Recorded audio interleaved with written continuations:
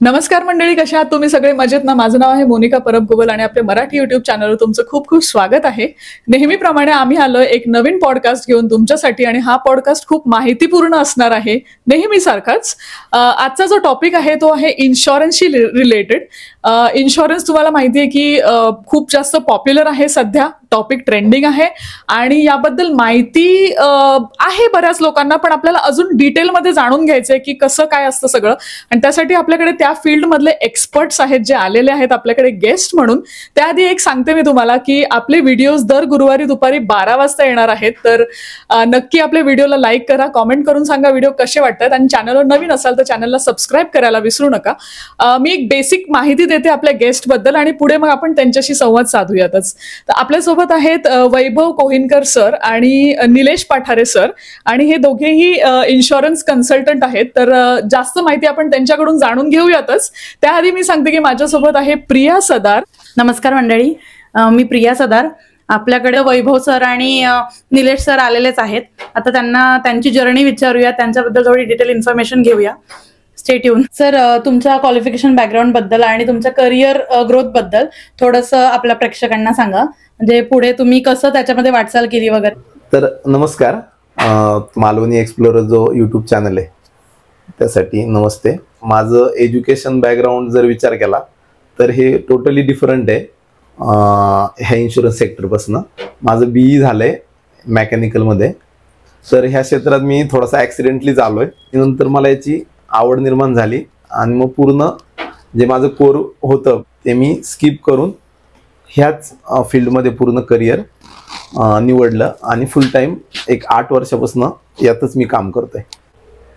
तर मग last 8 year पूर्वी मी ह्या क्षेत्रात ॲक्सिडेंटली आलो आणि आल्याच्या नंतर एक आवड निर्माण झाली. लोकांशी भेटायला आवडायला लागलं, त्यांचे इश्यूज इन्शुरन्सच्या बाबतीत कव्हर करायला आवड निर्माण झाली आणि ॲज अ करिअर म्हणून हे मी निवडलं. यामध्ये पण जे एज्युकेशन आहे ते पुढे घेत गेलो आणि आता मी LLB पण करतोय. खास इन्शुरन्स सेक्टरचे जे काही क्लेम रिजेक्ट वगैरे होतात तर त्यासाठी मी आता लास्ट इयर म्हणजे टिल गोईंग कंटिन्युअस एज्युकेशन आहे इन्शुरन्समध्ये. ते आता 2000+ क्लायंट्स आहेत. यातला जो मानाचा तुरार म्हणू शकता की MDRT म्हणून, तर तो मी पूर्ण केलेला आहे आणि आता लाईफ टाईम याच्याकडेच मी ॲज अ करिअर म्हणून चॉईस केलेला आहे. आणि सर, MDRT म्हणजे काय, थोडं सांगाल का मला? तर त्या MDRTचा बेसिकली लॉंग फॉर्म असा आहे की Millionaire dollar round table conference. Okay, आणि ती कॉन्फरन्स होते अमेरिकेमध्ये. MDRT म्हणजे बेसिकली एक अमेरिकेमध्ये फर्स्ट ही संस्था तयार झाली. तर त्यामध्ये इन्शुरन्स प्रोफेशनमध्ये ऑल ओव्हर वर्ल्ड जे लोक एक चांगलं खूपच हाय लेवलचं जे लोक काम करतात त्यांना एक टार्गेट दिलं जातं आणि त्या कॉन्फरन्ससाठी त्यांना तिकडे अमेरिकेला बोलवलं जातं. आपल्याकडे अजून निलेश पठारे सर सुद्धा आलेत, इन्शुरन्स कन्सल्टंट म्हणून. त्यांच्याबद्दल सुद्धा आपण थोडं त्यांचे क्वालिफिकेशन आणि त्यांची या करिअर कडची जी वाटचाल आहे त्याच्याबद्दल अजून थोडं जाणून घेऊया सरांकडून. नमस्कार, आपल्या मालवणी यूट्यूब चॅनलमध्ये तुम्ही बोलवल्याबद्दल आम्ही स्वागत करतो. मी निलेश पठारे, 12 वर्ष LIC आणि हेल्थ इन्शुरन्समध्ये काम करतो आहे. माझं शिक्षण BCom प्लस नेटवर्क इंजिनियर म्हणून मी CMS कॉम्प्युटर्समध्ये काम केलं. त्याच्यानंतर 2012 पासून मी फुल टाईम इन्शुरन्स सेक्टरमध्ये काम करतो आहे. ॲक्च्युली आमचं सेकंड जनरेशन आहे. माझे वडील 1991 पासून लाईफ इन्शुरन्समध्ये काम करतात आणि 2012 पासून मी फुल टाईम आहे. आणि मी पण MDRT हा जो पुरस्कार आहे तो पण LICने बहाल केलेला आहे.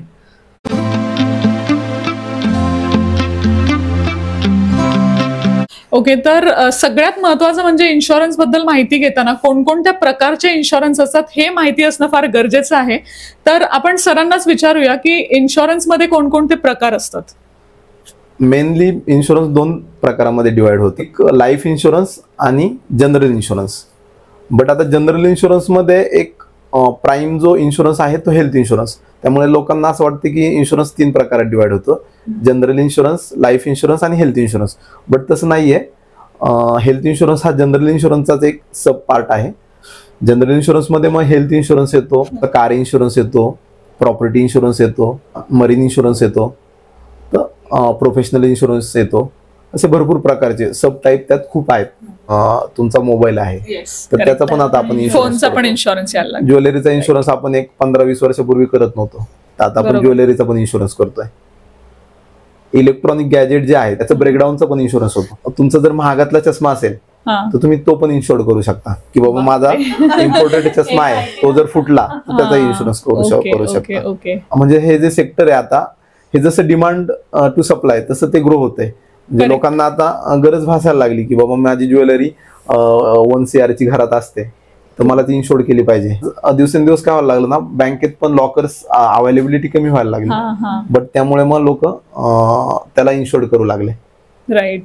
म्हणजे बेसिकली सांगायचं झालं तर गरज तसा पुरवठा. येस सर, आता तुम्ही आम्हाला इतक्या प्रकारचे इन्शुरन्स सांगितले, त्यातले बरेच प्रकार आम्हालाही माहिती नव्हते. तर मला आता असं विचारायचंय की इतक्या इन्शुरन्स मध्ये आता कसं होतं की बाबा पॉलिसी पॉलिसी पॉलिसी असं होतं ना, पण मग एक्झॅक्टली कोणती पॉलिसी घ्यायला हवी आणि कोणती पॉलिसी आपल्याकडे असलीच पाहिजे, अशा पॉलिसीज काही तुम्ही आम्हाला सांगा. म्हणजे इन्शुरन्सचा आपण फाउंडेशन म्हणतो किंवा इन्शुरन्स जिथनं स्टार्ट झालं ते बेसिकली मरीन इन्शुरन्स पासून स्टार्ट झाले. मला तुम्हाला थोडंसं हिस्ट्री सांगायची इच्छा का आहे, त्यामुळे जे व्ह्युअर्स आहेत त्यांना पण लक्षात येईल. इन्शुरन्स बेसिकली मरीन मधनं चालू झालं. मरीन इन्शुरन्स म्हणजे काय होतं की पूर्वीच्या काळी म्हणजे 17व्या-18व्या शतकामध्ये पूर्ण जो आपला ट्रान्सपोर्ट बिझनेस व्हायचा तो पूर्ण मरीन थ्रू व्हायचा. जे व्यापारी होते त्यांची काही जहाज समुद्रात गेल्याच्या नंतर त्याच्यावर काही लुटेरे असायचे, ते लोक ते जहाज लुटायचे किंवा एखादं जहाज बुडून जायचं. मग एखाद्या व्यापाऱ्याचं एवढं नुकसान व्हायचं की ते खूप एवढं व्हायचं की तो त्यातनं परत उभाच राहत नसायचा. तर बेसिकली त्यावेळेस त्या लोकांनी काय केलं की प्रत्येक वेळी वर्षातनं एखाद्या वेळी कोणाचं ना कोणाचं नुकसान होतंय, प्रत्येकावर ती वेळ येणारच आहे. त्यांना ती प्रोबॅबिलिटी समजली होती की एक 5-10 वर्षात आपल्यावरती हा टाइम येणारच आहे. तर मग आपण काय करूयात, एक ग्रुप स्थापन करू, ग्रुप फॉर्म करूयात आणि जे काही नुकसान होईल एखाद्याचं त्याला आपण ते कॉम्पन्सेट करून देऊयात. इन्शुरन्स हा कॉन्सेप्ट हा त्यातनं एस्टॅब्लिश झाला. बेसिकली पहिल्यांदा काय करायचे ते लोक की बाबा ज्याचं नुकसान झालंय त्याला काहीतरी भरपाई द्यायचे.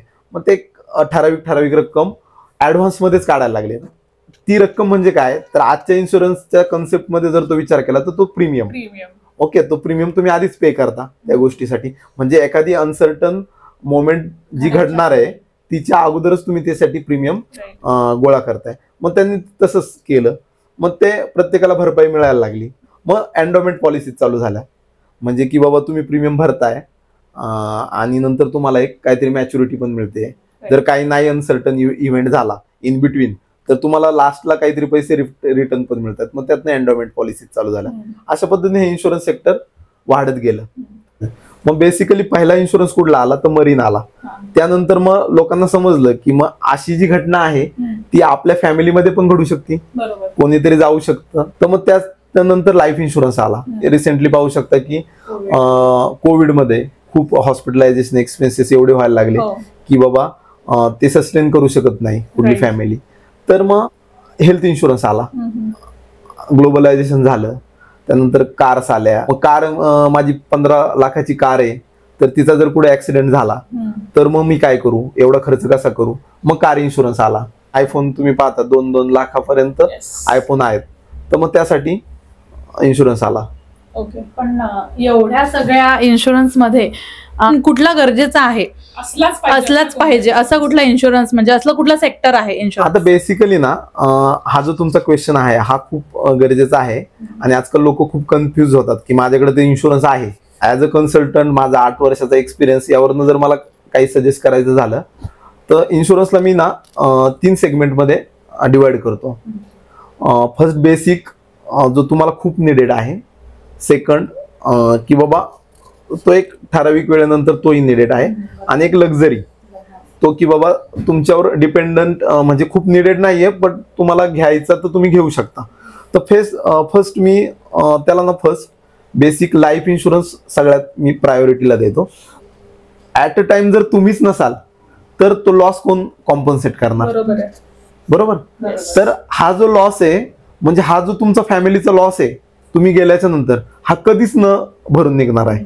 First life insurance, then health insurance, आणि देन मग जनरल इन्शुरन्स, जे पहिले तुमची लाईफ आहे, बरोबर, नंतर तुमची हेल्थ, आणि त्यानंतर तुम्ही जे तयार केलंय म्हणजे तुम्ही ऍसेट्स तयार केले ते नंतर तुम्ही काय कव्हर करा. Okay okay. म्हणजे बेसिकली आता बघायला गेलं तर लाईफ इन्शुरन्स महत्वाचा आहे, त्याबरोबर हेल्थ इन्शुरन्स पण महत्वाचाच आहे. पण फर्स्ट प्रायोरिटी जसं तुम्ही म्हणालात लाईफ इन्शुरन्स, आपण जिवंत आहोत तोपर्यंत सगळं होतं म्हणजे कव्हर करू शकतो, पण आपणच नाहीये तर म्हणजे बेसिकली मला त्याला एक सांगूशी वाटतं की सिर सलामत तो पगडी पाहिजे. एक्झॅक्ट. आम्हाला देखील लोक बरेच वेळा विचारतात की पहिले लाईफ इन्शुरन्स घेतलं पाहिजे की हेल्थ इन्शुरन्स घेतलं पाहिजे. तर एक स्टोरी आहे छोटीशी. एक खूप मोठे बिझनेसमॅन होते, त्यांची खूप करोडोंची प्रॉपर्टी जनरेट झाली होती, आणि त्यांना एकदा एका त्यांच्या मित्राने क्वेश्चन विचारला की जर तुझी ही सगळी प्रॉपर्टी आहे ही सगळी झिरो झाली तर तू कशी परत ती जनरेट करू शकतो किंवा काय. तर त्याने एक खूप छान आन्सर दिलं होतं त्या गोष्टीसाठी की माझे जे 10 लोक आहेत ना की ज्यांनी मला ह्या सगळ्यात हेल्प केलेली आहे, ते 10 लोक जर माझ्या सोबत असतील तर मी ही प्रॉपर्टी पुन्हा तयार करू शकतो. मग बेसिकली यातच समजतंय त्यांची लाईफ जास्त निडेड आहे. म्हणजे जरी पूर्ण तुमचं प्रॉपर्टी वगैरे सगळं गेलं तर तुमचा लाईफ इन्शुरन्स जर असेल तर तुम्ही सगळ्या गोष्टी कव्हर करू शकता. तर सध्याची काळाची गरज म्हणू शकतो, किंवा आता लोकांमध्ये जे ट्रेंडिंग मध्ये आहे जसं की हेल्थ इन्शुरन्स आहे, तर आपण आज काय करूयात की आज फक्त हेल्थ इन्शुरन्स बद्दल बोलूयात. बाकी पॉलिसीज पण खूप इम्पॉर्टंट आहेत, त्याबद्दल पण आपण बोलणार आहोत, पण आजच्या पॉडकास्टमध्ये आपण स्पेसिफिकली हेल्थ इन्शुरन्सवर फोकस करू, आणि पुढे आपण अजून एखादा पॉडकास्ट सरांचा नक्कीच आपण बाकीच्या इन्शुरन्स पॉलिसीज बद्दल बोलण्यासाठी पण घेऊयात. तर त्याच्याशी रिलेटेड आता आपण पुढे प्रश्न विचारूयात सरांना. सर, आता आपण हेल्थ इन्शुरन्स बद्दल बोलतोय. आता जर मला हेल्थ इन्शुरन्स घ्यायचा असेल तर कुठल्या प्रकारचा तो घेऊ शकतो आपण? त्याची वयाची मर्यादा काय असू शकते, आणि तो कधी घ्यायला पाहिजे, आणि त्याचे बेनिफिट्स काय असतील, त्याच्यातले काही रिस्क फॅक्टर पण काय असतील, ते सगळे प्लीज आम्हाला सांगा. तर हे कुठलाही इन्शुरन्स, इव्हन कुठलाही, लाईफ असो, हेल्थ असो किंवा कुठलाही, हा इन्शुरन्स हा कुठल्या गोष्टीवर डिपेंड आहे की एक अनसर्टन इव्हेंट आहे की बाबा तुमच्या हेल्थच्या बाबत एक अनसर्टन इव्हेंट आहे की बाबा कधीतरी मी आजारी पडू शकते आणि मग मला खर्च येऊ शकतो, तर मग त्या इव्हेंटचा तुम्ही इन्शुरन्स केलाय तर म्हणजे तो हेल्थ इन्शुरन्स केलाय. तर हा इव्हेंट कधी येऊ शकतो, हा जर मी तुम्हाला रिपीट क्वेश्चन विचारला तर तुम्ही सांगू शकता का कधी येऊ शकतो? नाही सांगू शकत. बट मग अनसर्टन आहे तर तुम्ही नाही सांगू शकत, तर तुम्ही आजच इन्शुरन्स केला पाहिजे. ओके, म्हणजे best time to do insurance is real time. Second, तुम्ही जसं विचारलात की बाबा इन्शुरन्स मध्ये एज फॅक्टर, इन्शुरन्स कंपनी काय करते, प्रोबॅबिलिटी वरती काम करते. जेवढं तुमचं एज कमी तेवढी तुमची आजारी पडण्याची किंवा हेल्थ इन्शुरन्सचा क्लेम होण्याची प्रोबॅबिलिटी कमी. जेवढं तुमचं एज जास्त तेवढी तुम्ही आजारी पडण्याची आणि हॉस्पिटलाइज होण्याची प्रोबॅबिलिटी जास्त. त्यामुळे जेवढं एज जास्त तेवढा प्रीमियम जास्त, जेवढं एज कमी तेवढं प्रीमियम कमी. तुम्ही म्हणालात आता समजा एखाद्या 15 ते किंवा 18 वर्षाच्या मुलाचा इन्शुरन्स आपण केला. आता पर्टिक्युलरली समजा एक एक्झाम्पल घेऊयात आपण, एक 1,500चा प्रीमियम आहे त्याला आता, मग जसं वय वाढत जातं तसं प्रीमियम पण वाढत जाणार आहे का? आता ऍक्च्युली यामध्ये कंपनीने काय केलंय, एज ब्रँड ठरवलेत. एक 18 ते 35 एज ब्रँड, 35 to 40, 40 to 45, आणि जसे एज बँड चेंज होतात त्या पद्धतीने तुमचा प्रीमियम रिवाइज होतात. काही कंपनी एव्हरी इयर पण प्रीमियम चेंज करतात, काही कंपनीने एज ब्रँड ठरवून दिलेले आहेत, आणि काही पॉलिसीज अशा देखील आहेत की ज्यामध्ये लाईफ टाइम प्रीमियम सेम देखील राहतो. फॉर एक्झाम्पल मी पॉलिसी घेतली, ठीक आहे, किती दिवसानंतर ती पॉलिसी लागू पडते मला? म्हणजे मी आज पॉलिसी घेतली लगेचच ती ऍप्लिकेबल होते की कसं काय, क्लेमचं कसं चालतं? म्हणजे ओके, एक असतात तुमच्या कॉर्पोरेट हेल्थ इन्शुरन्स पॉलिसीज, आणि सेकंड असतात इंडिव्हिज्युअल हेल्थ इन्शुरन्स पॉलिसीज. आता कॉर्पोरेट ज्या हेल्थ इन्शुरन्स पॉलिसी असतात त्या स्पेशली डिझाईन केलेल्या असतात, त्याला आम्ही टेलर मेड पॉलिसीज बोलतो. ह्या ज्या टेलर मेड पॉलिसीज असतात यात फर्स्ट डे पासूनच तुमच्या सगळ्या गोष्टी कव्हर होतात. बट ह्या पॉलिसीज कोणाला मिळतात? जे लोक कंपनीत वगैरे जॉबला आहेत किंवा मोठ्या ग्रुपमध्ये एखाद्या काम करतायत, त्या पूर्ण ग्रुपसाठी त्या पॉलिसीज मिळतात. आणि तुमच्यासाठी जे इंडिव्हिज्युअल लोक पॉलिसीज घेतात त्यांचा जो वेटिंग पिरियड असतो, त्या प्रत्येक आजारासाठी काहीतरी वेटिंग पिरियड दिलेला असतो. Waiting period, right. Basically 3 things आहेत की तुम्ही आज पॉलिसी घेतली तर जो एकदमच अनसर्टन इव्हेंट आहे त्यासाठी तुम्हाला सेकंड डे पासून लगेच कंपनी कव्हर देते. ओके, कुठली कंपनी जरी असेल तर 30 days वेटिंग पिरियड ती नॅचरल इलनेस साठी लावते, तर ती 30 दिवसाच्या नंतर कव्हर करते. आणि काही असे सर्टन ऑपरेशन्स वगैरे असे असतात आणि त्याच्यावरती ट्रीटमेंट घेण्यासाठी थोडंसं वेट करू शकता. करेक्ट. तर त्यासाठी कंपनीने 1 इयरचा वेटिंग पिरियड ठेवलाय. पण हिचं लॉजिक बेसिकली हे आहे की ओके बाबा तुम्ही पॉलिसी घेतल्यानंतर हे आजार 1 इयर नंतर कव्हर होतील, अच्छा कारण की त्याचा मिसयूज नाही व्हावा म्हणून. ट्रू. मग यात जर सगळे सांगायचे झाले तर किडनी स्टोन, पाईल्स, पित्ताचे खडे, मणक्याचे आजार, मोतीबिंदू, लेडीच्या बाबतीत पिशवीचं ऑपरेशन, म्हणजे बेसिकली सांगायचं झालं तर बॉडी नाकाचं हाड वाढलंय, सायनोसिटिसचा प्रॉब्लेम आहे, हे आजार, अपेंडिक्स, म्हणजे बेसिकली म्हणायचं झालं तर एमर्जन्सी ज्याला गरज नाहीये असे काही आजार. परफेक्ट. बरोबर, पॉलिसी घेतेय मी, ठीक आहे. माझं काही हेल्थ चेकअप वगैरे होतं का, आणि त्या हेल्थ चेकअप होण्याला काही एज लिमिट असतं का? पण बेसिकली एक जर थंब रूल जर सांगायचं झालं तर एक 50 बिलो जर तुमचं एज असेल तर तुम्हाला कुठल्याही कंपनी, मॅक्सिमम कंपन्या काही बॉडी चेकअप वगैरे मागत नाहीत. ॲज अ 50+ एज असेल तर तुम्हाला बॉडी चेकअप मागतात.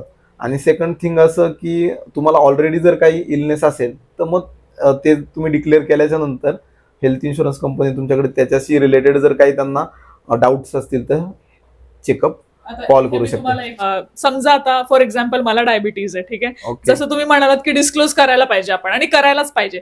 पण समजा मी नाही केला डिस्क्लोज, काही कारण असतो, आणि मेडिकल चेकअप पण झालं नाही, आणि त्यावेळेस जेव्हा पॉलिसी घेतली तेव्हा कळालंच नाही की हा मला डायबिटीज आहे, कंपनीला माहिती नाहीये, मग पुढे त्याचे कसे कॉन्सिक्वेन्सेस काय असू शकतात त्याचे? हा खूप महत्वाचा क्वेश्चन विचारला तुम्ही, कारण की हा जो क्वेश्चन आहे ना, हा एव्हरी पॉलिसी होल्डरच्या मनात असतो की बाबा मी जर डिस्क्लोज नाही केलं तर काय होईल. तर बेसिकली तुम्हाला एक सांगायला आवडेल मला की इन्शुरन्सचं जे बेसिक प्रिन्सिपल आहे ते गुड फेथवर चालतं. ओके. आणि आता तुम्ही डिस्क्लोज करत नाही म्हणजे ते कॉन्ट्रॅक्ट तुम्हीच ब्रेक करताय. बेसिकली काय असतं माहितीये का, एक खोटं लपवायला तुम्हाला 10 वेळा खोटं बोलवावं लागतं. तर इन्शुरन्स कंपनीला ज्यावेळेस ही गोष्ट समजेल त्यावेळेस तुमचा क्लेम हा शुअर शॉट रिजेक्ट आहे. म्हणजे तिथे असे टर्म्स अँड कंडिशन्स मध्येच असं असतं का की जर काही हिडन गोष्टी असतील तर एक्झॅक्टली हा बॉन्ड ब्रेक झाला असं? म्हणजे तुम्ही कुठलीही इन्शुरन्स पॉलिसी जर रीड केली ना प्रॉपर, तर त्यामध्ये खाली सेक्शन्स जे रूल्स असतात त्यामध्ये लिहिलेलं असतं की बाबा हे गुड फेथवरती चाललंय, आणि प्रपोजल फॉर्म मध्ये आणि तुमच्या फ्युचर हेल्थमध्ये कुठल्याही फ्रॉडलंट गोष्ट आम्हाला जर आढळली तर त्या क्लॉज खाली आम्ही तुमचा क्लेम रिजेक्ट करू शकतो. इन शॉर्ट नुकसान आपलंच आहे त्याच्यामध्ये, त्याच्यामुळे जितक्या गोष्टी डिस्क्लोज करता येतील तितकं चांगलं. आता सरांनी आपल्याला खूप छान सांगितलं. हे निलेश सरांना एक प्रश्न विचारायचा आहे की आता ऑनलाईन आहे, ऑफलाईन आहे, दोन्ही ठिकाणी आपल्या प्लॅटफॉर्मला अवेलेबल आहेत हे इन्शुरन्स, पण नेमकं कुठे जाऊन हे निवडायचे किंवा कोणाशी कन्सल्ट करून निवडायचे याबद्दल थोडक्यात थोडी माहिती द्या. प्रिया मॅडमने आता विचारल्याप्रमाणे हेल्थ इन्शुरन्स घेताना ऑनलाईन घ्यायचा आहे की ऑफलाईन घ्यायचा आहे, तर आत्ता प्लॅटफॉर्म कस्टमरसाठी दोन्ही उपलब्ध आहेत. परंतु हेल्थ इन्शुरन्स हा ऑफलाईन घेणं केव्हाही चांगलं. तर जर आपण ऑनलाईन घेतली तर आपण तो कोणाकडे सबमिट करणार आणि कुठे आपण त्याला क्लेम करणार? ती ज्या सर्व्हिसेस ज्या आहेत त्या आपण जर एजंटकडून घेतल्या तर आपण त्या कव्हर करू शकतो. त्याच्यानंतर काही प्रॉब्लेम आले, आपल्याला हॉस्पिटलायझेशन व्हायचंय किंवा काय, तर ह्या ज्या गोष्टी आहेत तर त्या आपण या कन्सल्ट करू शकतो. तर एक थोडक्यात एक्झाम्पल सांगतो. आता प्रिया मॅडमनी जे काय आहे ते ट्रॅव्हल्स करत असतात, त्यांनी जे बुकिंग आहे ट्रॅव्हलचं ते ऑनलाईन केलंय, आणि मोनिका मॅडमनी जे आहे ते ऑफलाईन केलंय. अचानक काय होतं, ट्रॅव्हल्स कॅन्सल होते. आता ज्यावेळेस मोनिका मॅडमनी ऑफलाईन बुकिंग केले, मोनिका मॅडम लगेच फोन करतात त्यांच्या एजंटला, ट्रॅव्हल्स एजंटला, अशा ट्रॅव्हल्स कॅन्सल झालेले आहे, तर मग मी काय करावं? मोनिका मॅडमचे एजंट लगेच दुसरे ट्रॅव्हल्स अरेंज करून देतात. आता प्रिया मॅडमला ऑनलाईन घेतल्यामुळे त्यांनी कस्टमर केअरला फोन करतात, तिकडे करतात, त्यांचा फोनच लागत नाही. जरी तुम्ही कंप्लेंट केली ऑनलाईन तर ते 24 आवर्स 48 आवर्स असे टाइम पिरियड असतो. तर जेव्हा तो 24 आवर्सचा पिरियड कम्प्लीट होईल त्यानंतर तुम्हाला रिस्पॉन्स मिळेल. मग शेवटी त्यांचा जो प्रवास आहे तो कॅन्सल होतो. मोनिका मॅडम आरामशीर जातात. म्हणजे ऑनलाईन आणि ऑफलाईन ह्याच्यामध्ये हा डिफरन्स आहे. जर सर्व्हिसेसचा जो आहे तो डिफरन्स लगेच पडू शकतो. निलेश सरांनी तर आन्सर दिलायच, बट त्याला मला थोडंसं कंटिन्यू करायला आवडेल. काय, ही जी इंडस्ट्री आहे ना इन्शुरन्स, ही सर्व्हिस इंडस्ट्री आहे. सर्व्हिस इंडस्ट्री म्हणजे काय, तुम्हाला सर्व्हिस देणं महत्वाचं आहे. मग तुम्हाला ऑफलाईन चांगली सर्व्हिस मिळू शकते की ऑनलाईन चांगली सर्व्हिस मिळू शकते, बेसिकली हाच फंड आहे. म्हणजे जर तुम्ही, आणि इव्हन तुमच्या फॅमिलीतला पेशंट असेल तर ठीक, आणि जर तुम्हीच पेशंट असाल तर काय कराल? मग तर अजूनच गोष्टी अवघड होतात, कारण की आपल्या व्यतिरिक्त कोणाला माहितीही नसतं काही त्याच्यातलं. म्हणजे बऱ्याच वेळा काय होतं की फॅमिलीतला जो मेन मेंबर आहे आपल्या घरातला, जो वेगळं थंब पर्सन आपण त्याला बोलू शकतो, की तो व्यक्ती सगळ्या गोष्टी ह्या मॅनेज केलेल्या असतात, आणि तो गोष्टी काही झाल्याच्या नंतर तो सगळ्या फेस करतो. बट जर त्याच व्यक्तीला काय झालं, बेस्ट चॉईस की बाबा तुमच्याकडे एक इन्शुरन्स एजंट असेल, तो तुमच्या फॅमिलीत प्रत्येकाला माहित असेल बरोबर. आणि तुम्ही डायरेक्ट वन कॉल वरती म्हणजे एक डेडिकेटेड पॉइंट ऑफ कॉन्टॅक्ट असलं की गोष्टी सोप्या होतात त्याच्यामुळे. परफेक्ट. हा, आता तुम्ही जसं म्हणालात की असिस्टन्स, बरोबर, म्हणजे सर्व्हिस पॉलिसी घेतल्यानंतरची, तर तुम्ही मला सांगा की तुम्ही कशा पद्धतीने तुमच्या क्लायंट्सला पोस्ट सर्व्हिस सुद्धा प्रोव्हाइड करता जेव्हा मेडिक्लेम वापरायची खरी गरज येते. मग तुम्हाला कुठलं कॅशलेस हॉस्पिटल आहे, मग तुम्हाला कुठलं जवळ मिळेल, त्या आजाराची स्पेशल हॉस्पिटल कुठले कॅशलेस आहेत, तिथं कनेक्ट करून दिलं जातं आम्ही आमच्या थ्रू. आणि जर त्या हॉस्पिटल कॅशलेस नसेल आणि तुम्हाला एखाद्या हॉस्पिटलला तुमच्या ओळखीचे डॉक्टर आहेत किंवा काय, तिथेच ऍडमिट व्हायचे आणि ते कॅशलेस नाहीये पण क्लेम तर करायचंय तुम्हाला, तर मग तो क्लेम आपण रिएम्बर्स करतो, रिएम्बर्समेंट मध्ये जातो तो. बरोबर. त्यावेळेस कंपनीला इंटिमेशन देणं गरजेचं असतं. बेसिकली इंटिमेशनचं काम तुम्ही तुमच्या एजंट थ्रू करू शकतो. त्यानंतर पुढे जर सर्व्हिसच्या बाबतीत जर तुम्ही विचार केला तर मग आफ्टर इंटिमेट तुम्ही ज्यावेळेस तुमचं डिस्चार्ज होईल, तुम्ही बिल पेड कराल, तर ती फाईल प्रॉपर वेनी रेडी करून कंपनीला पाठवावी लागते आणि मग ती पाठवून तुमचा क्लेम पास होतो. मग ही जी पोस्ट सर्व सर्व्हिस आहे ती आम्हीच देतो. त्यानंतर सेकंड, बऱ्याच लोकांना तर माहित नसतं की बाबा क्लेम मध्ये तुम्हाला ऍडमिटच्या अगोदरची देखील प्री एक्सपेन्सेस जे असतात ते 60 दिवसापर्यंतचे, काही काही पॉलिसीत 90 दिवसापर्यंतचे कव्हर आहेत. तर त्याची जर तुम्ही बिलं जपून ठेवलीत तर ते पण तुम्हाला एक्सपेन्सेस रिएम्बर्स होतात. आफ्टर डिस्चार्ज बऱ्याच वेळा डॉक्टर तुम्हाला फॉलोअपला बोलवतात, पुन्हा काही टेस्ट करायला लावतात, तर त्याचे एक्सपेन्सेस देखील तुम्हाला रिएम्बर्स होतात.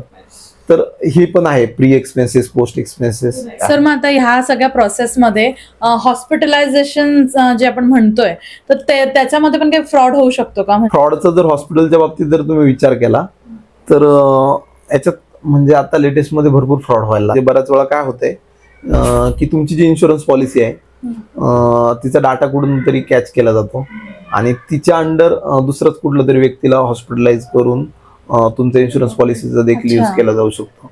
सेकंड, बऱ्याच वेळा काय होतं, हॉस्पिटल काय करतात, एक्सेस बिलिंग हा एक कॉमन चालणारा जर फ्रॉड विचार केला तर एक्सेस बिलिंग केलं जातं. म्हणजे आणि बेसिकली म्हणजे आपली पॉलिसी समजा 5 लाखाची आहे तर ती आपल्याला जपून वापरणं तितकंच गरजेचं आहे. कारण की फॉर एक्झाम्पल जानेवारीमध्ये पॉलिसी चालू झाली, फेब्रुवारीमध्ये मी आजारी पडले, 5 लाखाला 4 लाख मी वापरून टाकले, उरलेलं अख्खं वर्ष मला 1 लाखावरच काढायचं ना. हे पण लक्षात ठेवलं पाहिजे. आता जसं मोनिकाने म्हटलं की 5 लाखाची मी काढली आहे पॉलिसी आणि मला आता अनफॉर्च्युनेटली पण काही गोष्टी असतात की लागून जातं मला 4 लाख खर्च त्याच्यामध्ये. मग त्याच्यामध्ये सर काय असं असतं का, टॉपअप सारखा काही प्रकार आहे का याच्यामध्ये? येस, बेसिकली आता टॉपअप पॉलिसीज बऱ्याच डिझाईन केल्या कंपनीजने. बेसिकली टॉपअप पॉलिसींना मी 2 प्रकारात डिवाइड करतो.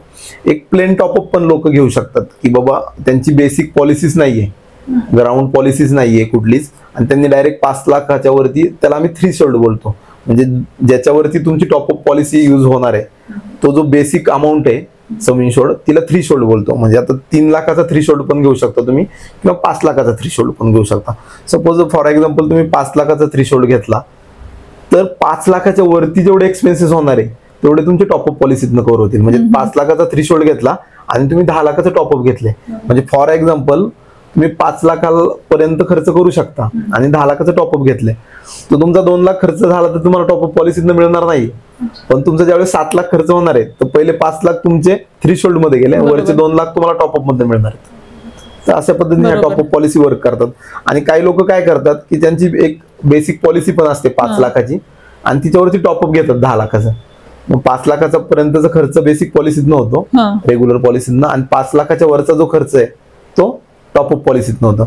म्हणजे इव्हन मी टॉपअप पॉलिसी त्या लोकांना सजेस्ट करेल की ज्यांची ऑलरेडी कंपनीमध्ये कॉर्पोरेट पॉलिसी असते. बेसिकली टॉपअपचा एक ऍडव्हान्टेज काय आहे, बेसिक तर तुम्हाला टॉपअपला जो प्रीमियम येतो ना तो कम्पॅरेटिव्हली खूप कमी येतो रेग्युलर पॉलिसीच्या, कारण की ती जी प्रोबॅबिलिटी आहे 5 लाखाच्या वरती खर्च जाण्याची ती खूप मायनर आहे ना, त्यामुळे तुम्हाला तो एकदम नॉमिनल प्रीमियम येतो 2-3-4 हजार समथिंग, आणि त्यात तुमचं 10-15 लाखाचं टॉपअप होऊन जातं. तर टॉपअप पॉलिसी तर खूप गरजेचं आहे. तर कॉर्पोरेटशी रिलेटेड माझा असा प्रश्न आहे की आता माझी पर्सनली एक 5 लाखाची पॉलिसी आहे, त्याच्यामध्ये माझी फॅमिली कव्हर्ड आहे, ठीक आहे. फॉर एक्झाम्पल आता माझं एज झालंय 40-45 एज झाले, मी जॉब सोडून दिलाय, पण त्याचबरोबर मी पर्सनली कोणती पॉलिसी केलीच नाही आतापर्यंत मेडिक्लेमची. तर आता माझा जो प्रीमियम असणार आहे तो त्या पॉलिसीमधून काही कॅरी फॉरवर्ड करून त्याच्याशी रिलेटेड असेल की नवीन पॉलिसी सगळं नवीन करावं लागेल मला? नाही, आता बेसिकली काय आहे की तुमच्या ज्या कॉर्पोरेट पॉलिसी असतात तुम्ही कंटिन्युएशन इंडिव्हिज्युअल पॉलिसी ट्रान्सफर करू शकता, बट त्याची जी प्रोसेस असते ती थोडीशी म्हणजे एक क्रिटिकल असते. ओके, मग कॉर्पोरेट असताना मग अजून इंडिव्हिज्युअल घ्यायला पाहिजे का? काय वाटतं, काय सजेस्ट कराल तुम्ही? बेसिक सजेशन तर असं राहील की बाबा तुमचा जर जॉब अनसर्टन असेल, म्हणजे तुम्ही सोडणार असेल किंवा काय, तर सेपर साइड एक इंडिव्हिज्युअल इन्शुरन्स पॉलिसी असलेली कधीही चांगली. ओके, आणि जसं मी पहिलं तुम्हाला बोललो की टॉपअप तर मस्ट आहे, म्हणजे टॉपअप जर असेल तर मग काय अडचणच नाही. राईट. आणि आता सर तुम्ही मगाशी बोललात की ते रिजेक्ट होतात वगैरे, की माहिती नसतं की अरे 2 दिवसानंतर पण म्हणजे त्याच्या आधी मला इन्फॉर्म करायचंय 2 दिवस झाला माझा आजार झालाय म्हणजे होऊन गेलाय आणि मला मेडिक्लेम इंटिमेशन मी कंपनीला दिलंच नाही. तर मग आता सपोज मग त्याच्यामध्ये काही असतील ना, काही क्लॉज असतील त्याच्यामध्ये की नाही यांनी केलं, तर मग तरी मला ते हवंय, कारण मी क्लेम म्हणजे माझं मेडिक्लेम आहे पण मी फक्त इंटिमेशन नाही केलंय याच्या म्हणजे या बेसवर जर तुम्ही माझं रिजेक्ट करत असणार तर मग त्याला ती कंप्लेंट वगैरे काय असते का? ती कंप्लेंट आपण कुठे करू शकतो? आता बट त्याला जर व्हॅलिड रिझन असेल काही की बाबा मी का इंटिमेट करू शकलो नाही कंपनीला, तर ते व्हॅलिड रिझन तसं तुम्ही कंपनीला कळवलं तर कंपनी त्याच्यावरती विचार करते.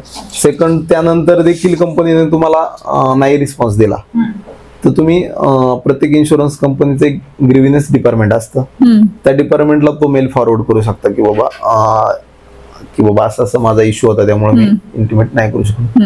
आणि तरी देखील कंपनीने तुमचा क्लेम रिजेक्ट केला तर नेक्स्ट स्टेप तुम्ही इन्शुरन्स ओंबडसन म्हणजे विमा लोकपाल आपण त्याला बोलू शकतो, की प्रत्येक गोष्टीचं जसं ग्राहकाला दाद मागण्याचा अधिकार आहे तसं इन्शुरन्स मध्ये कुठे दाद मागण्याचा अधिकार आहे, तर इन्शुरन्स ओंबडसन विमा लोकपालकडे, मग तिकडे तुम्ही कंप्लेंट करू शकता. बेसिकली म्हणजे रिजेक्शन काही ह्या एकाच बेसिसवर होईल असं नाही, पण बाकी पण काही रिजेक्शन झालेच समजा काही कारण असतो तरी पण आपण तिथे दाद मागू शकतो. Yes exactly. म्हणजे इव्हन आणि त्यात पण तुम्ही ऍज अ ऍडवायझर म्हणून तुम्ही यात पण मदत करता.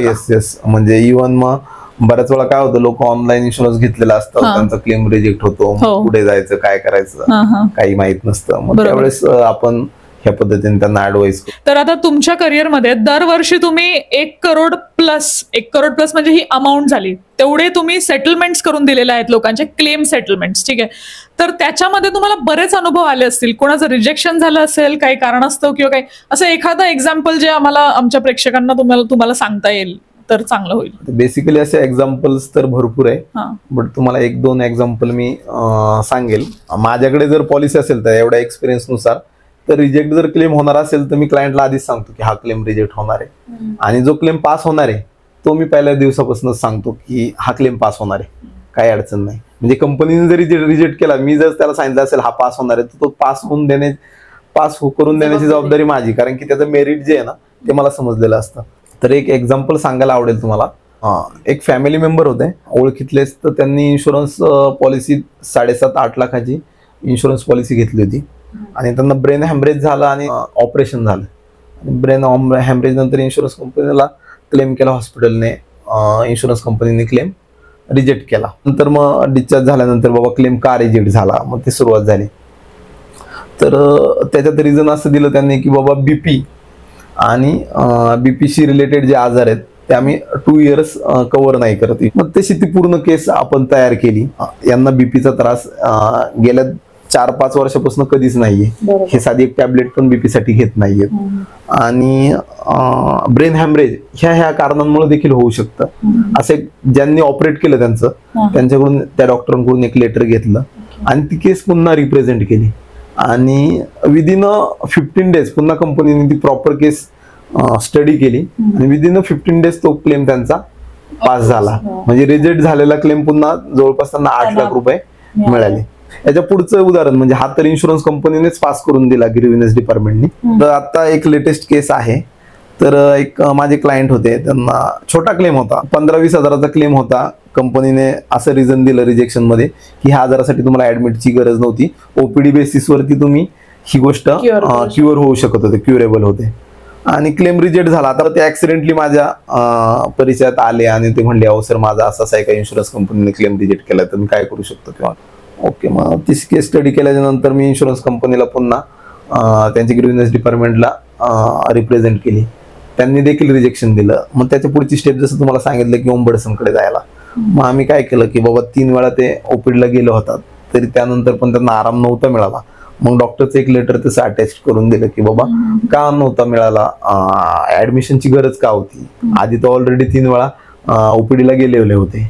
आणि मग तिथे रिप्रेझेंट केले ओंबडसनकडे आणि मग तो क्लेम एखाद्या महिन्यात 2 महिन्यात पास होऊन गेला. आणि मला असं वाटतं की ज्यांच्याकडनं आपण पॉलिसी काढतो ते सुद्धा तेवढेच आपल्या सोबत खंबीरपणे उभे राहिले Yes. पाहिजे. म्हणजे या सगळ्यातून आपल्याला एक लक्षात येतं, जसं मग अशी ऑफलाईन आणि ऑनलाईन बोललो, ऑफलाईन मध्ये किती फायदे आहेत हे आत्ताच आपण समोरच उदाहरणं बघितलेत त्याची. त्यामुळे मला तर असं वाटतं ऑफलाईन पॉलिसी सगळ्यात बेस्ट, एक ऍडवायझर आपल्याला असायलाच हवा. आणि सरांकडनं जर काढायची असेल तर नक्की काढा. सरांचे डिटेल्स आपण डिस्क्रिप्शन बॉक्समध्ये देऊ. सर आणि निलेश सर दोघं पण खूप छान पद्धतीने ज्यांना काढायचं असेल त्यांना छान गाईड करतील आणि नक्कीच तुम्हाला त्यांचं चांगलं कन्सल्टेशन सर्व्हिस पण मिळेल. आणि सर अजून एक प्रश्न, मेटर्निटी कव्हर होते का याच्यामध्ये? आता मेटर्निटी मध्ये 2 प्रकार आहे, सीझर आणि नॉर्मल. तर कसं काय कव्हरेज असतं त्याचं ते आता पण सांगा. बेसिकली ना इन्शुरन्स कंपनी म्हणजे एक 10 वर्षापूर्वी मॅटर्निटी कव्हर नव्हते करत. बरोबर. ओके, मग आता जशी डिमांड तशी सप्लाय, त्याच्या अंडर बाबा मॅटर्निटी कव्हर द्यायला लागलाय. मग त्यानंतर पण त्याला कॅपिंग लावलंय की बाबा तुम्हाला सिझरिन असेल तर आम्ही 50,000 पर्यंत देणार, नॉर्मल असेल तर 35,000 पर्यंत देणार, असं कॅपिंग लावलंय. त्यातलं जर डिसएडव्हान्टेजेस सांगायचं झालं तर तुमचं मॅटर्निटी कव्हर असेल तर तुमचं नॉर्मल डिलिव्हरी होणार असेल तर बरेच हॉस्पिटल सिझरिन देखील केलेले आहेत. बाबा तुमचं आहेत असे केस. म्हणजे ते एखाद्या गोष्टीचं आपण मिसयूज कसा करू शकतो नक्कीच तसं ते होतंय. बट माझं सजेशन तर राहील म्हणजे ऑल तुमच्या व्ह्युअर्सला की मॅटर्निटी कव्हर एवढं काही निडेड नाही. मॅटर्निटीचं विचारलं आणि मगाशी तसं म्हटलं कॉस्मेटिक, आता ते सुद्धा म्हणजे त्याच्यामध्ये कव्हर्ड आहे का? बेसिक प्रिन्सिपल काय आहे, हेल्थ इन्शुरन्स म्हणजे आजार बाबा ज्यामुळे तुम्हाला निडेड आहे जी गोष्ट. आता कॉस्मेटिक हे लक्झरी आलं, ओके, म्हणजे हे काही इलनेस मध्ये वगैरे येत नाही, तर इन्शुरन्स कंपनी हे काही गोष्टी कव्हर करत नाही. बट मग परत ते आलं की काही एक प्रीमियम सेगमेंट असतो, लक्झरी सेगमेंट, किंवा ज्यांना सगळ्याच गोष्टी कव्हर लागू शकतात. कॉस्मेटिक मध्ये जसे डेंटल ट्रीटमेंट आले की बाबा मला दात सरळ करून घ्यायचे आणि रूट कॅनल करायचंय वगैरे वगैरे, तर ह्या गोष्टी काही इन्शुरन्स पॉलिसीज असतात आल्यात, प्रीमियम मेडिक्लेम इन्शुरन्स पॉलिसी, त्यामध्ये ह्या कव्हर केल्या जातात. पण त्याचे प्रीमियमच एवढे हेवी असतात ना की त्यात सगळे ते पैसे काढून घेतले जातात. तर बेसिकली पॉलिसीत कॉस्मेटिक ट्रीटमेंट कव्हर नाही, बट तुम्हाला काही ऍडिशनल कव्हर करायचे असेल तर तशा पॉलिसीज आहेत, तुम्ही करू शकता. येस. ओके, काही कारणास्तव प्रियाला पॉडकास्ट सोडून जावं लागलंय, पण मी कंटिन्यू करते. आता मला एक प्रश्न विचारायचा असा की जो आपण प्रीमियम भरतो त्याच्यावरती जीएसटी चार्ज होतो, बरोबर? तर म्हणजे याच्यासाठी जीएसटी चार्ज होणं मला तर म्हणजे इतकं काही योग्य वाटत नाही. आणि रिसेंटली नितीन गडकरीजींनी पण त्याच्यावर काही मुद्दा मांडला होता, तर त्याच्याबद्दल तुम्ही काय सांगाल? दुर्दैवच आहे ह्या इंडस्ट्रीचं मी असेल म्हणेल. म्हणजे तुमचं भविष्याची काळजी म्हणून तुम्ही ती गोष्ट करताय आणि त्यावरती पण गव्हर्नमेंट टॅक्स चार्ज करते. म्हणजे जी गोष्ट घडणार आहे की नाही घडणार आहे हे तुम्हाला देखील माहित नाही, इन्शुरन्स कंपनीला देखील माहित नाही, गव्हर्नमेंटला देखील माहित नाहीये, त्यावरती पण टॅक्स भरतोय. म्हणजे एका स्वप्नावरती तुम्हाला टॅक्स भरावा लागतोय. एक्झॅक्टली. ओके, ही इंडस्ट्री ग्रो होण्यासाठी जीएसटी तर नाहीच पाहिजे. म्हणजे आता पाहूयात पुढे काय होतंय. एका बाजूला आपलं गव्हर्नमेंट काय करतंय की आयुष्यमान भारत व सर्वांना 5 लाखापर्यंत हेल्थ इन्शुरन्स फ्री मध्ये, आणि सेकंड बाजूला काय करतंय की जे लोक हेल्थ इन्शुरन्स करताय त्यावरती 18% जीएसटी चार्ज करते. मग एका बाजूला आपण विरोधाभास दिसतोय ना गव्हर्नमेंटचा. But in future let's hopeful की बाबा हा जीएसटी कमी लवकरात लवकर त्याबद्दल आपल्याबद्दल काहीतरी बातमी येईलच. ओके, बऱ्याच लोकांची अशी मानसिकता असते की आता आम्ही इन्शुरन्स घेतलाय, ठीक आहे, 6-7 वर्ष झाली, वापरलाच नाहीये, उगीच प्रीमियम भरतोय, आता बंद करून टाकतो, काही गरज नाहीये. पण ह्या गोष्टी तर अनफॉर्च्युनेटली आणि अनसर्टनच असतात, बरोबर? तर मग याच्यामध्ये म्हणजे काय, म्हणजे या अशा लोकांना तुम्ही काय सजेस्ट कराल? की खूपच महत्वाचा क्वेश्चन विचारला तुम्ही. म्हणजे आता हा जी प्रॉब्लेम आहे हा आमच्या बाबतीत पण बऱ्याच वेळा येतो आणि त्या निमित्ताने मी तुमच्या व्ह्युअर्सला पण सांगू इच्छितो आणि माझ्या पण क्लायंट्सला. बऱ्याच वेळा काय होतं की 7-8 वर्ष झाले प्रीमियम भरतोय आणि आजारीच पडत नाही. म्हणजे देवाकडे काय मागतोय की मी आजारी पडावं आणि मग ती माझी पॉलिसीचा यूज व्हावा, बरोबर? बेसिकली याच्यात तुम्ही एक दातृत्व भाव जर ठेवला ती ही अडचण तुम्हाला येणार नाही. की हे इन्शुरन्स म्हणजे काय, नथिंग बट डोनेशनचा भाव ठेवला त्यात की बाबा माझा जो पैसा आहे प्रीमियमचा तो कोणत्या तरी फॅमिलीला त्याच्यासाठी तो यूज झालाय, असा जर तुम्ही बेसिकली माइंड मध्ये एक भाव ठेवला तर तुम्हाला या गोष्टीचा त्रास होणार नाही. ही झाली फर्स्ट थिंग. आणि सेकंड थिंग त्याचा यूज कधी केला पाहिजे ऍक्च्युली. तर जोपर्यंत तुम्ही सस्टेन करू शकता ना, 2-4-5 हजाराचं बिल आहे तर तुम्ही सस्टेन करू शकता, तर त्यावेळेस तुम्ही इन्शुरन्स क्लेम नाही केला पाहिजे बेसिकली. त्याचे 2 रिझन आहे, एक तर तुमचा नो क्लेम बोनस लॉस होतो आणि सेकंड एक 4-5 हजारासाठी कशाला तुम्ही क्लेम करताय. बट हेच सांगणं राहील की लोकांना की बाबा तुम्ही त्यात दातृत्व भाव ठेवा. ज्यावेळेस मी सस्टेन नाही करू शकत, मी सहन नाही करू शकत हा खर्च, त्यावेळेसच तुम्ही क्लेम करा. खरोखर जेव्हा गरज असेल तेव्हाच हा, claim उगाच करा. काहीतरी छोटं मोठं काहीतरी झालंय आणि मग क्लेम करायचं. बऱ्याच वेळा लोक आम्हाला विचारतात अरे मला एवढे वर्ष झालं मी पैसे भरत नाहीये आणि मला क्लेम माझे कंपनीचे पैसे तसेच चाललेत. आम्ही त्यांना हसता हसता कधी कधी म्हणतो मग डोकं आपटा कुठेतरी आणि ऍडमिट व्हा. अरे बापरे. म्हणजे काय असतं ना, आपण वापरलाय नाही म्हणून वापरायला म्हणजे जातोय. ऍक्च्युली ह्या गोष्टीचं आनंद पाहिजे बेसिकली की Exactly. बाबा आम्ही वापरला नाहीये इन्शुरन्स, याचा मला आनंद पाहिजे की मी Exactly. 10 वर्ष झाली माझा हेल्थ इन्शुरन्स वापरला नाही. बट त्यांना लोकांना त्याचं दुःख, उलट मी व्ह्युअर्सला सांगू इच्छितो की त्यांनी असं एकदम प्राऊड फील केलं पाहिजे की 10 वर्ष झालं मी हेल्थ इन्शुरन्स Right. वापरलेलं नाही Right. आणि माझ्याकडनं 10 वर्ष लोकांना डोनेट झालाय माझा प्रीमियम.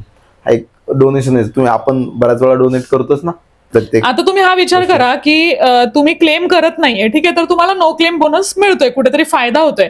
पण उगीच क्लेम केल्याने 5-10 हजार तुम्हाला तिथे तर मिळतील, पण पुढे इन फ्युचर त्याचे पण काहीतरी डिसएडव्हान्टेजेस आहेत Yes, ना, exactly. जसे की आणि- नो क्लेम बोनस जातोय. आणि अजून एक प्रश्न विचारायचा, हल्ली ओपीडी बेसिसवर पण कव्हर केलं जातं म्हणजे मेडिक्लेम मध्ये ना, असं ऐकलंय मी, तर त्याच्याबद्दल काय सांगाल? ओपीडी म्हणजे आपण जस्ट डॉक्टरकडे जातो कन्सल्टेशन साठी, म्हणजे डेली बेसिस वरती Yes. त्यांच्यासाठी. येस, तशी पॉलिसी आता जशी डिमांड तसं सप्लाय, हा, त्याच्या अंडर बाबा 1-2 वर्षभरापूर्वी असं काहीच नव्हतं. पण आता बरोबर. त्याच्या पॉलिसीज इन्शुरन्स कंपनीने डिझाईन करायला सुरुवात केलेली आहे करेक्ट. की बाबा तुम्ही ओपीडीला जरी गेलेत तरी तुम्हाला आम्ही प्रीमियम कव्हर करूयात. पण बट त्याच्यात पुन्हा तेच, त्याचे प्रीमियम पण तसेच आहेत, त्याच्यात काही टर्म्स अँड कंडिशन आहेत, ओके बट आहेत तशा पॉलिसी आलेल्या आहेत. ओके. बट निडेड असेल तर तुम्ही घेऊ शकता. इतकी गरज पडत नाही त्याची, पण जस्ट एक इन्फॉर्मेशन म्हणून मी विचारलं. अजून एक गोष्ट, 24 आवर्स हॉस्पिटलायझेशन गरजेचंच आहे का याच्यामध्ये क्लेम करण्यासाठी? येस, म्हणजे आता ऍक्च्युली नाहीये, टेक्निकल हा क्वेश्चन आहे.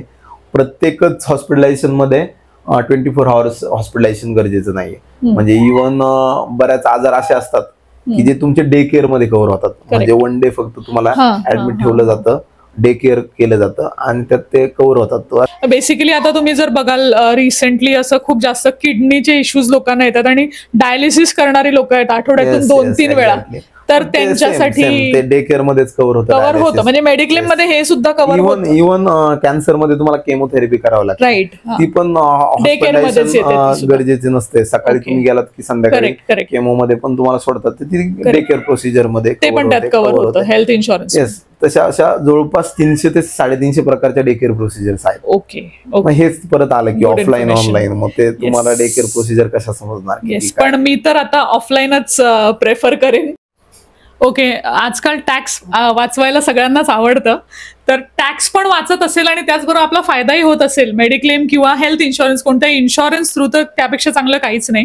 तर तुम्ही सजेस्ट करा ते कसं बेनिफिट घेता येईल आपल्याला त्याच्यातून. बेसिकली आता कसं आहे, लाईफ इन्शुरन्स आणि हेल्थ इन्शुरन्स 2 पार्ट मध्ये आपण याला डिवाइड करूयात. लाईफ इन्शुरन्सचा जो प्रीमियम आहे तो अंडर सेक्शन 80C त्याला तुम्हाला डिडक्शन मिळतं अप टू 1.5 लाखापर्यंत. ओके. आणि सेकंड हेल्थ इन्शुरन्सच्या बाबतीत जर विचार कराल तर त्यासाठी ATD म्हणून सेक्शन आहे. ATDच्या अंडर तुम्ही हेल्थ इन्शुरन्सचा प्रीमियम क्लेम करू शकता. त्यामध्ये इन्कम टॅक्स डिपार्टमेंटने 25,000पर्यंत तुमच्या फॅमिलीसाठी डिडक्शन दिलंय. आणि तुमचे पॅरेंट्स जर असतील ओल्डर 60+ सिनियर सिटीजन पॅरेंट्स, त्यांसाठी 35,000 पर्यंत डिडक्शन दिलंय. म्हणजे 35,000 प्लस 25,000 60,000 पर्यंत डिडक्शन प्रीमियमचं ATDच्या अंडर हेल्थ इन्शुरन्सचं घेऊ शकता. ओके, तर आपण आता इतके प्रश्न विचारले आणि खूप छान अशी उत्तरं पण त्यांनी आपल्याला दिलेली आहेत. बेसिकली इन्शुरन्स ही काळाची गरज आहे, ठीक आहे. तर इन्शुरन्स हा असलाच पाहिजे ऍक्च्युली. आणि आता आपण थोडं हे सेशन कन्क्लूड करूयात. पुन्हा एखादं सेशन होईलच आपलं ज्याच्यामध्ये आपण दुसऱ्या एखाद्या इन्शुरन्स टाईप बद्दल बोलूयात. पण आता हेल्थ इन्शुरन्स बद्दल लोकांना तुम्ही काय सल्ला द्याल, हे मला तुमच्या दोघांकडून एक छोटासा मोलाचा सल्ला आमच्या प्रेक्षकांना द्या. तर बेसिकली व्ह्युअर्सला मला सांगायला आवडेल, तर बेसिक परत तेच की बाबा first life insurance, then health insurance, हे तर फर्स्ट थंब रूल असेल. आणि आता हेल्थ इन्शुरन्स सध्या आजचा आपला जो पॉडकास्ट आहे तो हेल्थ इन्शुरन्सवरतीच झालाय. त्या हेल्थ इन्शुरन्स तर मस्टच आहे, कारण की जर तुम्ही आज विचार केला तर हॉस्पिटलायझेशन एक्सपेन्सेस जे वाढत आहेत, इन्फ्ल्युजन ते खूप स्पीडली होते. आणि सेकंड थिंग जर त्यात सांगायला महत्वाची तर एक प्रॉपर एजंट चॉईस करा आणि त्याच्याकडनंच हेल्थ इन्शुरन्स तुमचा ॲड्युकेट पाहिजे. म्हणजे आता तू बऱ्याच लोकांना काय वाटतं की माझा 2 लाखाचा आहे मग खूप झाला, तर मिनिमम माझं सजेशन राहील की मिनिमम आज 5 लाखचा हेल्थ इन्शुरन्स हा पाहिजेच. आणि लास्ट थिंग, तुम्ही इन्शुरन्स घेताना सगळ्या गोष्टी डिस्क्लोज करा, कुठली गोष्ट लपून ठेवू नका, तर त्याचा तुम्हाला मनस्ताप हा नंतर खूप होईल. एवढं थिंग्स मी सजेस्ट करेल. हेच आता निलेश बोलेल काहीतरी. इन्शुरन्सच्या बाबतीत पहिल्यांदा लाईफ इन्शुरन्स हा महत्त्वाचा आहेच.